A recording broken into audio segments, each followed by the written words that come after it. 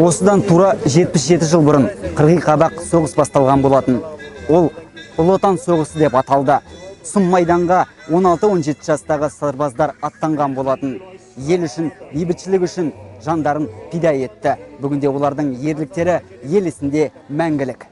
22 маусым әрбір қазақстандық үшін маңызды дата. Сонау 1941 жылы фашистік басқыншылар отанымызға шабуыл жасады. 4 жылдан соң қаһарман халық елге жеңіс сыйлады. Биыл дәстүрге сай, жеңіс саябағында қаралы күнді барша халықтар еске алып, гүл шоқтарын қойды. Біздің қаламызда 71 ғана соғыс ардагері қалды.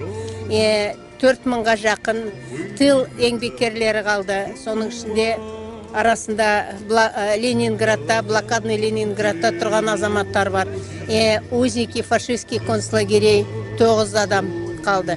Ұлы Отан соғысы ешкімді айналып өтпеді. Біреудің ата-әжесі, біреулердің жора жолдастары майданға аттанды. Бүгінде жастар ерлік көрсеткен сарбаздардың батырлығына бас иеді. 22 маусым Ұлы Отан соғысының басталуы. Біз ардагерлерге үлкен рахмет айтамыз. Бізге ардагерлер осындай бейбіт өмір сыйлады. Біз соларға басымызды иіп, осы жерге келдік. Соғыс 1418 күнге созылды. Барша қазақстандықтар мұндай оқиғаның қайталанбауын тілейді. Ел тұрғындары бір атаның баласындай маусымның бұл күнін есте сақтап келеді.